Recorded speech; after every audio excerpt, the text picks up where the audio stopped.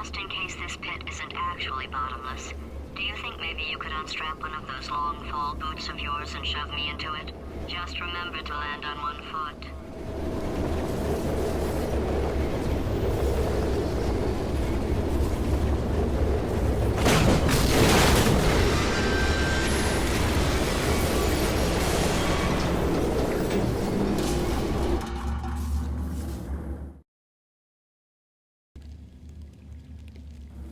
In Valve's puzzle platformer Portal 2, you fall into what feels like a dead world. At some point in the story, you're dropped from the Aperture Science Facility down into the desolate remains of old Aperture. When you awaken and look around up at the sky, it's quite a shocking image, because the ruins of Aperture Science are absolutely colossal. Long gone are the sterile and closely monitored test chambers that you had previously gone through. Labyrinthian complexes litter the area here, hanging from the ceiling, attached to each other with metal platforms. The entire facility becomes your puzzle. The warm, formerly occupied offices contrast with the massive, industrial, impossible caverns that house them. Distant echoes and dripping water are a constant. The level design takes advantage of the scale, never before seen in the first game, where you're able to propel yourself across impossible chasms created in the name of science. And as you continue to make your way back up Aperture, the massive caverns never seem to end. This gigantic underground zone just feels wrong. It feels too large to be believable, to be man-made. Could all this really be lurking under our feet? It feels more like a different world entirely, one left behind and not meant to be seen. When you look up in this environment, it's hard to mentally process that you're underground. Source games often have this feeling, one that's been discussed extensively. Places so obviously artificial and tailored for gameplay, and yet so detailed and structured. Maps that, when empty, feel impossible, unfamiliar, and dead. Throughout fiction, if you look hard enough, you can find signs of dead worlds all over, scattered in settings you might not expect. And though I've mostly found them and been affected by them in games, there are some other forms of media where places devoid of life seem to fester. While I may normally write about a coherent theme or idea, a specific location or genre, today I want to talk about the dead world and the many places where it takes root. So I hope you stick around, even as the winds get stronger, the fog thickens, and the light in the distance flickers.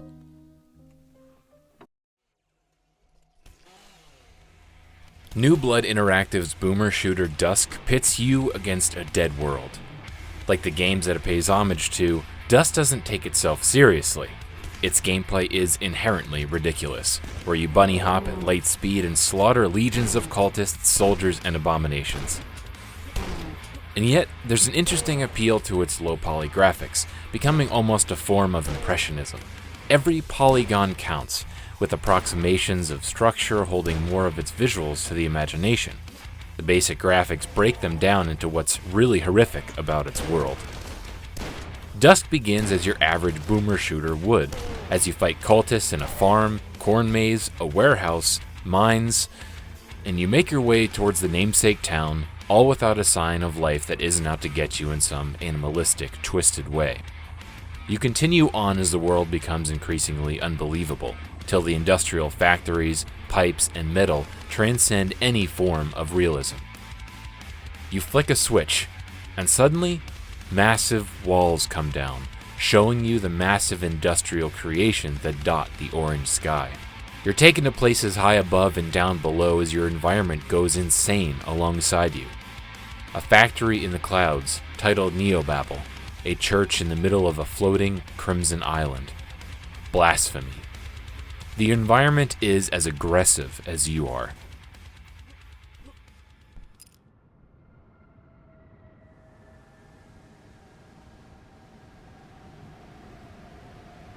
Replaying this game, I was taken aback by how much I had missed. Not that I hadn't seen these areas before, but because I merely dismissed the setting and location as just battle arenas. Because as much as these environments only exist for you to fight monsters, it's hard to avoid how well this game depicts a descent into madness. The further you go, the quicker you realize that there's no going back. The worlds tell the story for you, as basic as it may be. Perhaps you could have still saved yourself when you escaped the basement of that house at the very beginning. But once you instead choose to keep going, to the facilities and to the nameless city, you lose the world behind you, the mental walls closing in at every corner while the physical ones space out. Remove the comedy and the action, and Dusk becomes an abstract horror of a world without normalcy.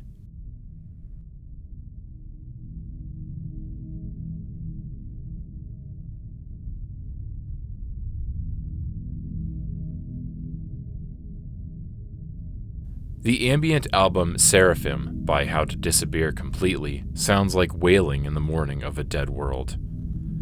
The echoes and ambience sound both close and far, muffled yet overwhelming. Ambient and post-rock are two genres that I find myself listening to more than I should.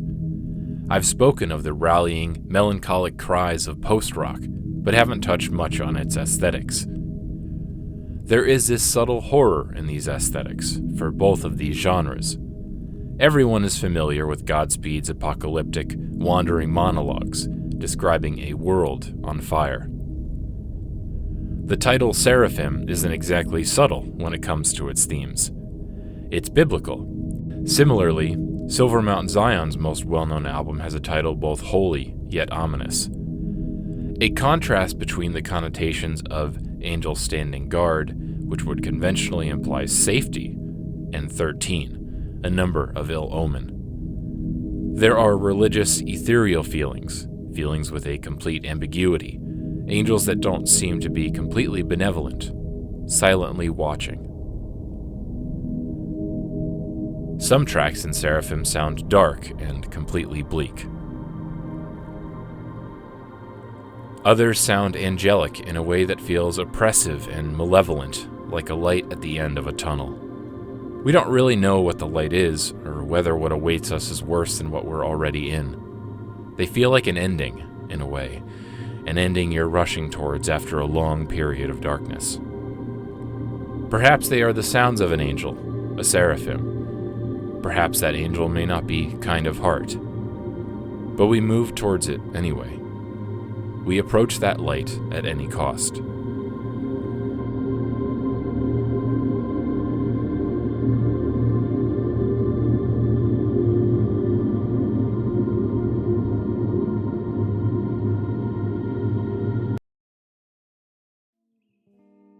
The horror manga Distant Sky begins at the bottom of a dead world.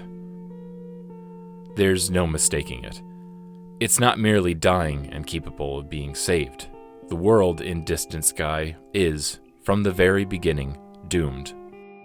Korea has fallen into a deep sinkhole, the city in a state of ruin never before seen, the distant sky above obscured by a pitch black. The series' prologue is, well, it's got no dialogue, no explanation, and no story. It merely begins, panning down for what feels like forever, showing a city beyond repair. Destroyed buildings look like mere shards of glass for the scale. They extend in the murky darkness that seems to go on forever. The series is illustrated in an appropriately horrific way, barely saturated and always surrounded by black. Our protagonists are almost always covered in a layer of dirt, dust, and wounds. Throughout Distant Sky, terror and misery lurks around every corner. Every moment of positivity is dampened with a cliffhanger. Most of the remaining survivors succumb to insanity quickly. Our protagonists spend most of their journey in the first season merely running and climbing, and extended moments plunge the viewer into darkness, before we get just another brief glimpse of our heroes struggling against a place that's become unwelcome. The only hope that exists is within the minds of our heroes, who only have each other, carrying each other through the darkness, with the hope of one day reaching that faint light that they swear they saw, past the bodies and the ruins, high up above in the murky blackness. The only hint of its existence is a massive slab of a building's wall, leaning and alone, surrounded and held up by other little pieces of civilization lost. The words, written in Korean, come from the top of the slab, written after it had collapsed. A familiarity stirs.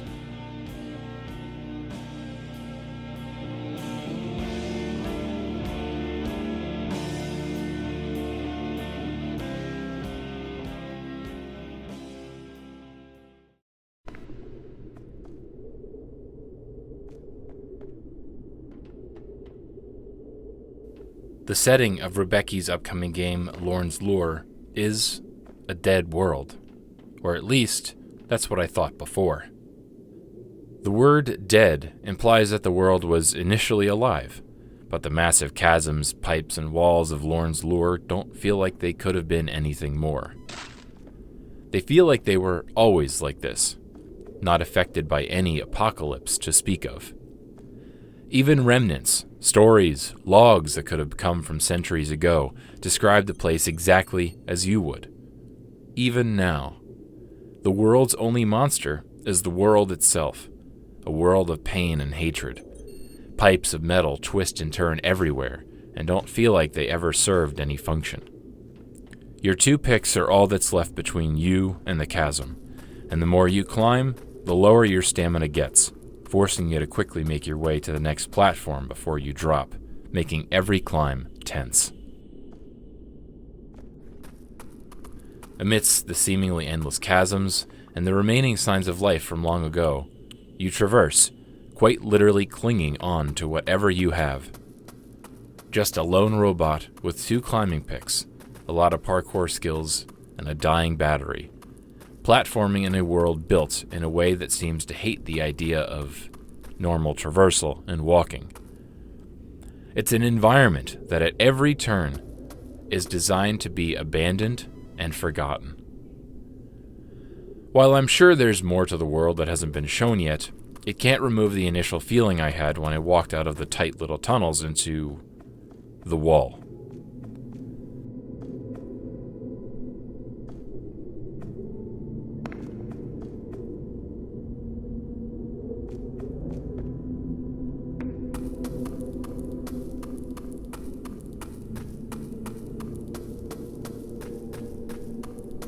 There's a journal entry that you can find on a computer, hidden away from the main path. And it's what looks like a suicide note by a robot.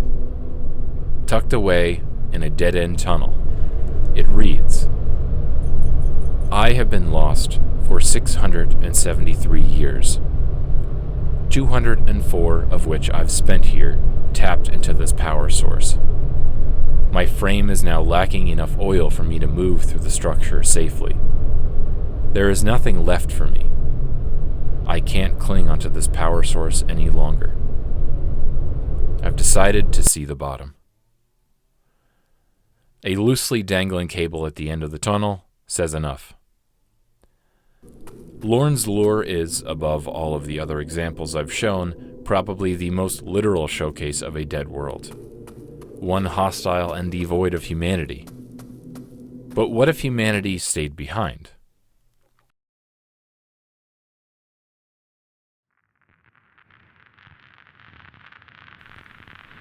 George Orwell's infamous dystopian novel 1984 may be one of the most vile depictions of a dead world. While the hopelessness keeps going on with every piece of media I've mentioned, none are nearly as intentional and cruel as how the party runs its nation. None of them dangle freedom and hope so closely to you before snatching them away again, showing its absolute power. When our protagonists hear of a rebellion, of an uprising, a fight against the ideology that rules over them, they are obviously excited. The prospect of escape, of an end to the totalitarian and watchful eye of Big Brother, is a shining beacon of hope. It's also bait, written to lure unsuspecting, non-conforming party members out, to break them both physically and mentally, till nothing remains except a love of Big Brother. In reference to dictatorships of the past, O'Brien states, "They pretended, perhaps they even believed, that they had seized power unwillingly and for a limited time, and that just around the corner there lay a paradise where human beings would be free and equal. We are not like that. We know that no one ever seizes power with the intention of relinquishing it. Power is not a means, it is an end. The object of persecution is persecution. The object of torture is torture. The object of power is power." One of the most horrific ideals that 1984 presents is that the party is fully aware of themselves. They know that they are running the equivalent of a dead world, a world devoid of any emotion other than reverence to themselves. Perhaps an empty world would be more bearable than a world run by a force of pure sadism. The reason why 1984 is so relentless and nihilistic is that it doesn't destroy our protagonists physically. It destroys them mentally. Our two lovers are tortured and manipulated till their love for each other is lost, all the history and memories remaining, but becoming meaningless under a watchful eye.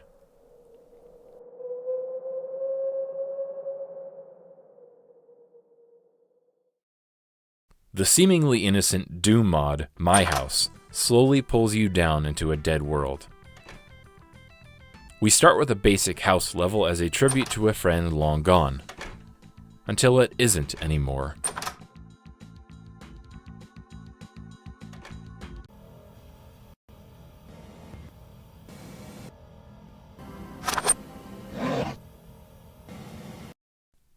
The ambient tracks that play in this level pull you in with impossible connections, vague nightmares, and familiar places, all devoid of what makes them human. Like I briefly talked about years ago, My House triggers kenopsia, an odd, somewhat longing feeling within empty spaces, and this creation takes full advantage of what made that feeling so popular. But rather than merely recreating now infamous photographs like the Holiday Inn Motel, it adapts them, twisting them, stealing bits and pieces of visuals and memories to make a genuinely terrifying, yet calming experience. Locations are based on dreams and childhood, fully aware of how well known the concept is, and embracing it anyway, from the iconic arcade-like textures of the airport to the colorful yet dull schoolhouse with its illustrated carpets. Places that are simultaneously comforting and terrifying. My House is a dead world living only in memory, a game that clings to the past, even if the only things that occupy it are mindless enemies. Even you're not really there. After all, looking into a mirror shows nothing of yourself. Though the man this map was apparently made for is long gone, the creation stays behind, its recounting of dreams reflected in this bizarre game landscape.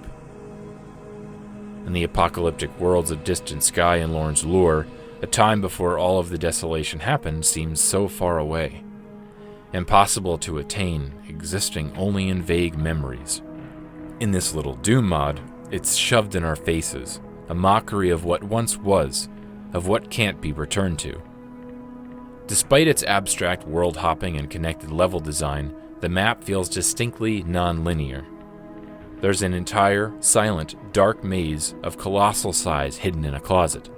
A maze that, as far as we know, has no reason to be there.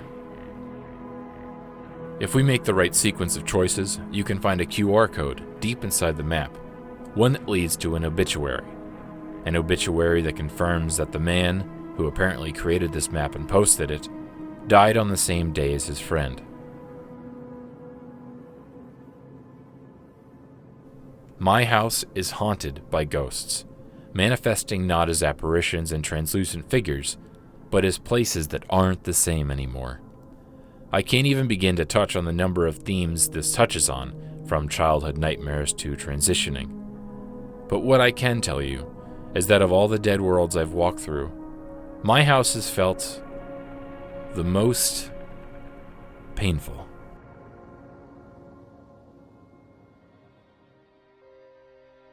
Dark Souls 3 puts an end to a dead world.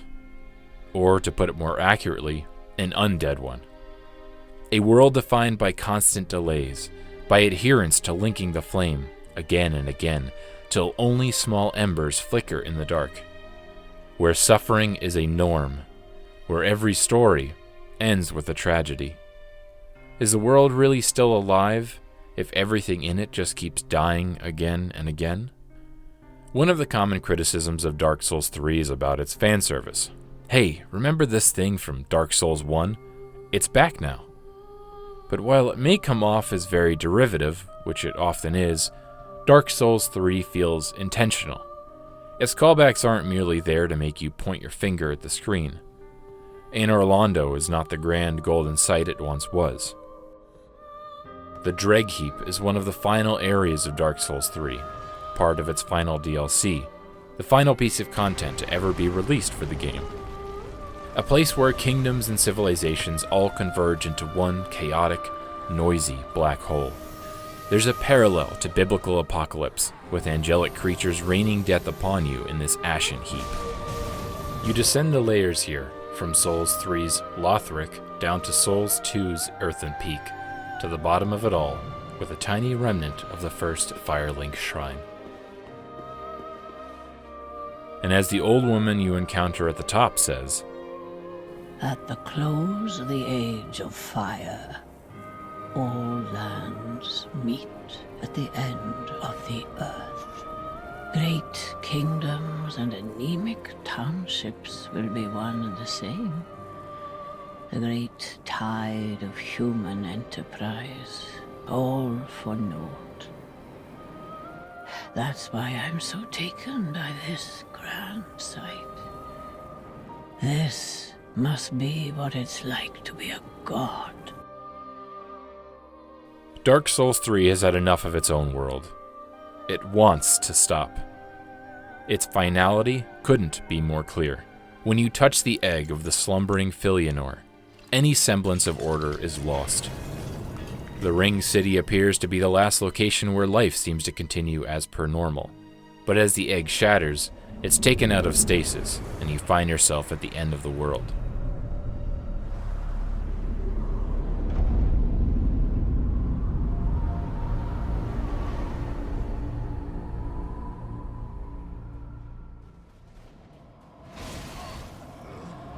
I'm sure everyone is familiar with the ending of the Ring City DLC.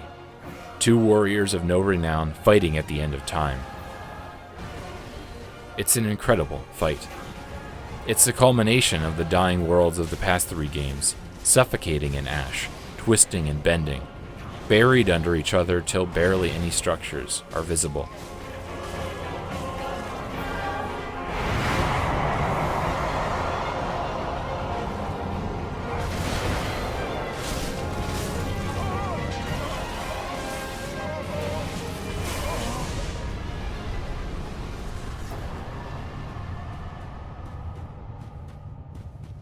When you finally put an end to Slave Knight Gale, there is no grand conclusion. While he may have been the final boss in release order, he isn't the final boss of the story. And yet, even though he doesn't end with a cutscene or some sort of closure, it somehow feels more fitting than the ending of the base game. You're left to the last of the bonfires, here in this vast desert, the legacy of kings permanently buried under the ash. And when I sit here at the end of the earth, the first thing that comes to mind is a poem. I met a traveler from an antique land who said, "Two vast and trunkless legs of stone stand in the desert. Near them, on the sand, half sunk, a shattered visage lies, whose frown and wrinkled lip and sneer of cold command tell that its sculptor well those passions read, which yet survive stamped on these lifeless things, the hand that mocked them and the heart that fed. And on the pedestal these words appear, My name is Ozymandias, King of Kings. Look on my works, ye mighty, and despair. Nothing beside remains. Round the decay of that colossal wreck, boundless and bare, the lone and level sands stretch far away.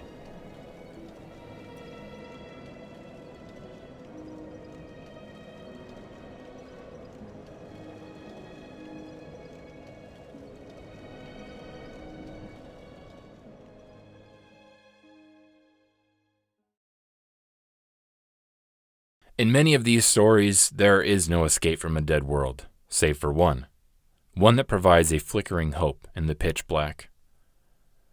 At the end of the Ring City, it becomes clear that the only way to escape a dead world is to make a new one. It will be a cold, dark, and very gentle place. And one day, it will make someone a goodly home. I spent quite a while talking about these nihilistic landscapes, these oppressive, claustrophobic, colossal ruins and twisting architecture. Malevolent worlds out to get you. I've compared them, tried to explain what makes them tick, all without a sliver of hope. And yet, for some reason, you're still here. You know, maybe you skipped all the way to the end. Maybe somehow you managed to listen to all of that. Maybe I'm just too soft when I say that writing about all these dead worlds was emotionally draining for me. And yet we emerge still. We put down the book. We close the game. We end in ways that may come as a surprise. We survived all of that. And then we close the video. Maybe click on something else. And the dead world rushes back into what we know to be the realm of fiction. I often write my videos with a thesis, a main idea, some sort of sappy, motivational, hopeful thing. I struggled with this video. There are so many amazing, beautiful, and horrific dead worlds throughout fiction that I love to write about, but what can I say about them besides how ruthless and hopeless they are? After an incredibly long run, with so many twists and turns and chaos, Distant Sky ends with the starry night sky.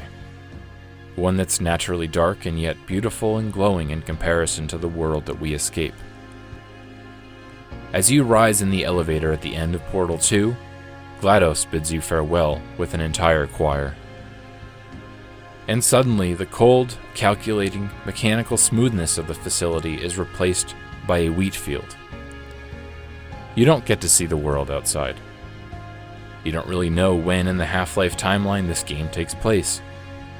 But in this moment, it doesn't really matter.